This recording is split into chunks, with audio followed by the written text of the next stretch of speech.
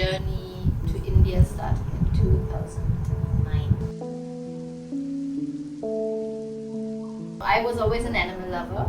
So when I came, I saw the plight of street dogs and I thought maybe I can do something because I had a lot of time at that time in 2009. So I started to visit shelters. I checked out several places and I asked for volunteer work. And this is how actually my story started.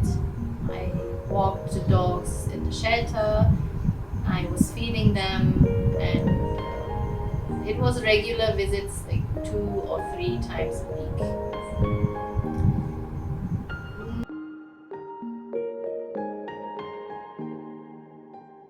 And of course, I rescued animals on the street if they were injured, hit by a car, or any kind of injury.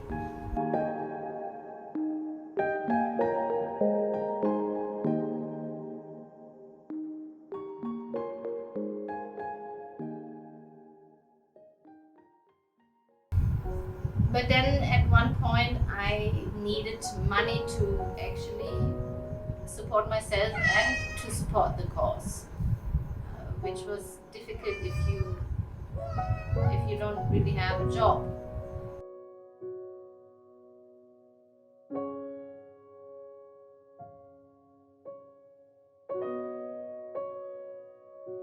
I was a certified dog trainer at that time, and I thought I could start some dog training. And then I had the idea of starting a dog boarding, a homestay, where dogs don't need to be in a kennel, rather a homely setup. So I rented a house and started to advertise through people who I knew at that time through dog training. And this is how I built my clientele. From 5 dogs, it became 10 dogs. Customers were very happy with the setup, and yeah, the business flourished, and it became Blackie's B&B. It's now known as a dog boarding, as a homestay in Bangalore.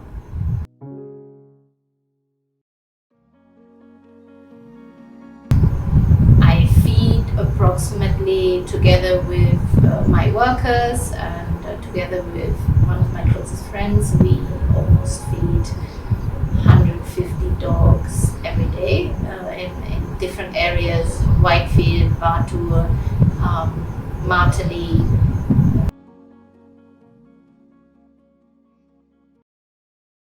These dogs, by the way, in Martali, I've been feeding since more than 10 years, every single day. There has not been one single day where we have missed one day feeding. It didn't matter how sick I was, it didn't matter how my workers were maybe ill. We always found a way to provide food. There was never an excuse. Why I say this is because it takes a lot of determination to really do this. I mean, to go out on the street and take care of these animals every single day. Because you cannot stop, because you make them dependent on you. They wait for their food. And as you can imagine, if you would have a really empty belly and nobody would come and give you the food, then how would you feel?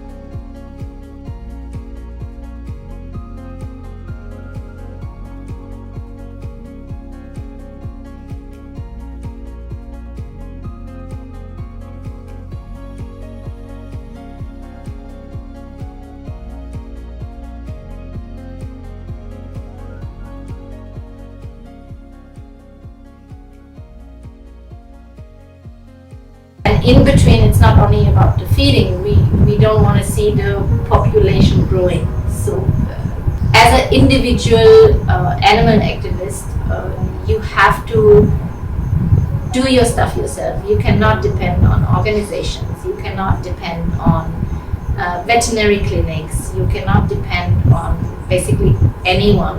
You have to do it yourself. This is my experience, my personal experience, that you have to create your own system around it and do whatever you can do possible in your own range.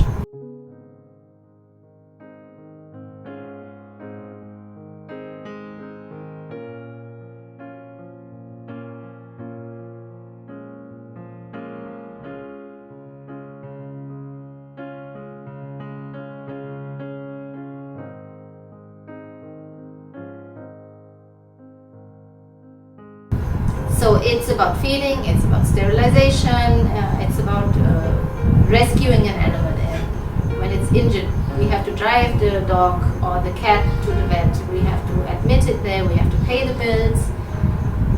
So everything is very costly. I have to add that we at Lecky B have really wonderful customers who contribute monthly. A lot of people also from Europe. So we have people who contribute, but it's still not enough to cover all the expenses. Of course, I'm happy that I have a business which is running well, so that I can continue with the work. But we are in constant support. What I would like to, if you see my video, maybe you get an idea on who I am as a human being, where my passion is, where basically my life goal is to save animals, to aware people about animal behavior, about how we should treat animals better, how we can maybe contribute and make people understand that they are living creatures with a lot of emotions, like us. At times, I come home mentally exhausted, not because I feed street dogs or I have to go out for a rescue. It's more the fact that you have to deal with a lot of human beings who are against your cause, who are against street animals because they think they're filthy, they think they are a nuisance, they think they spread diseases because they are not aware. And if you have to really talk to these people and pick up a fight on the street to save the animal, it's sometimes really exhausting. Because at the end of the day, you want to be understood, but you're not understood, and you cannot have that expectation because we haven't reached the point where it is very welcome. But I must say, things have changed throughout the years. People are more aware, people adopt Indian dogs. Younger people go out on the street, they feed animals, they rescue animals. So there's a change, but it's a small change. But of course, every small change is positive.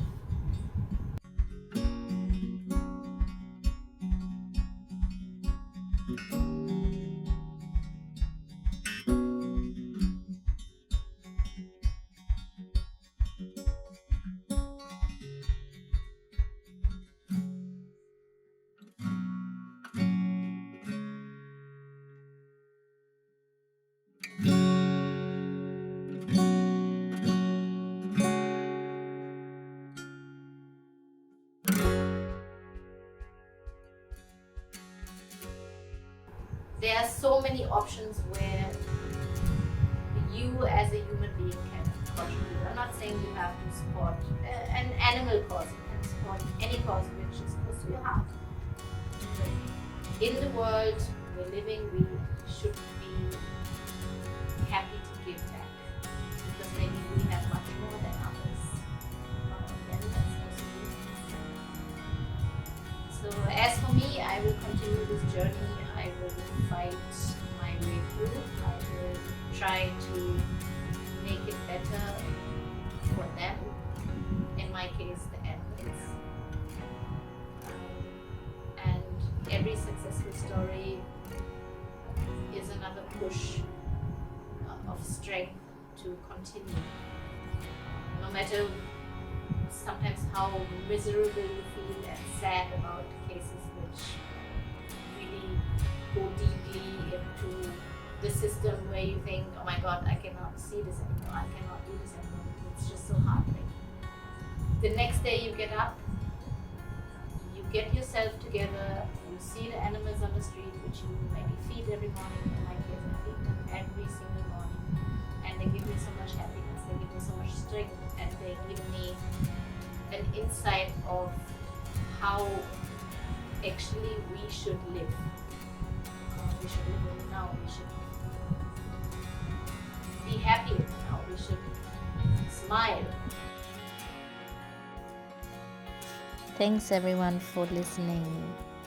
Thank you for your support. I really hope you enjoyed the video.